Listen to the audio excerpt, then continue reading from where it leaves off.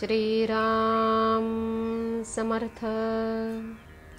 ब्रह्मानंदं परमसुखदं केवलं ज्ञानमूर्तिं द्वन्द्वातीतं गगनसदृशं तत्त्वमस्यादिलक्ष्यम् एकं नित्यं विमलमचलं सर्वधी साक्षिभूतं भावातीतं त्रिगुणरहितं सद्गुरुं तं नमामि। भगवान गुरुदेव, आपल्या चरणकमली आमचे शतशः प्रणाम असो। आम्हा संसारी लोकांच्या आत्मकल्याणासाठी अहोरात्र झटणे हेच आपले जीवनचरित्र होय। आम्ही आपले खरे मानसपुत्र आहोत। आपण भगवंताचे नामधन आमच्यासाठी ठेवले आहे। त्या नामात गोडी उत्पन्न व्हावी आणि आमचे मन नामात रंगून जावे, हीच आमची आपल्या चरणी एकमेव प्रार्थना आहे। जय जय रघुवीर समर्थ। साक्षीत्वाने राहणाऱ्याला दुःखाची बाधा नाही। देहबुद्धी आहे तोवर, म्हणजे मी देही आहे ही भावना आहे तोपर्यंत काळजी राहणारच। काळजी मनातून असते। जोवर संशय फिटत नाही, परमेश्वराचा आधार वाटत नाही, तोवर काळजीही मनाला सोडित नाही। कुंडलीतल्या ग्रहांच्या अधिकाराची मर्यादा देहापर्यंतच आहे।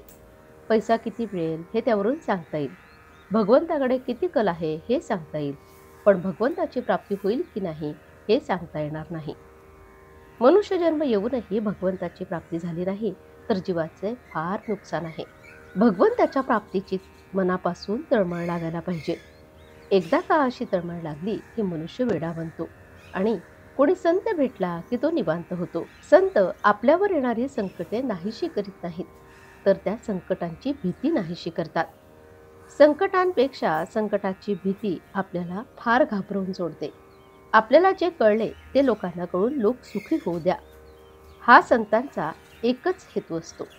संत विषयावर मालकी गाजवतात। जगाला जिंकणे एक वेळ सोपे, पण स्वतःला जिंकणे कठीण आहे। संत स्वतःला जिंकून जगात वावरत असतात। संत साक्षीत्वाने जगात राहतात आणि साक्षीत्वाने राहणाऱ्याला दुःखाची बाधा होत नाही। संतांच्या संगतीत राहून, त्यांच्या आज्ञेत राहून आपण आपल्या मनातले सर्व संशय नाहीसे करावेत। वास्तविक संतांच्या आज्ञेचे एकनिष्ठेने जो पालन करतो त्याचे संशय आपोआप दूर होतात। जोवर संशय आहे तोवर असमाधान आहे। समाधान हे आपल्यालाच घ्यायचे असते। म्हणून ज्याला समाधानी राहायचे आहे त्याने फार धडपड करू नये। जशी स्थिती येईल त्या स्थितीत समाधानी राहावे। कचेरीचे विचार आपल्याबरोबर घरी आणू नयेत, ते तिथेच ठेवावेत। घरातले वातावरण शुद्ध आणि निसंशयाचे असावे। भोळेपण एक प्रकारे चांगले, ती भाग्याची गोष्ट आहे। जो योगभ्रष्ट असतो त्याच्या अंगी भोळेपण असते, जसे कल्याण स्वामींच्या अंगी होते। झालेल्या गोष्टी विसरून जाण्यातच खरा आनंद आहे, पण ते विसरणे कृत्रिमपणे न आणता भगवंताच्या स्मरणात राहिल्याने आले पाहिजे। म्हातारपणी मन आणि शरीर फार नाजूक बनते, त्यावेळी शरीर सुद्धा बरे राहिला आनंद हे फार मोठे औषध आहे। हसावे, खेळावे, लहान मुलात मिसळावे, थट्टा विनोद करावा, काहीही करावे, पण आनंदात राहावे। ज्याचा आनंद कायम टिकला त्याच्याच जन्माचे सार्थक झाले। आजचे बोधवचन: समाधान ही परमेश्वराची खरी देणगी आहे। ती मिळवण्याचा उपाय म्हणजे भगवंताचे स्मरण होय।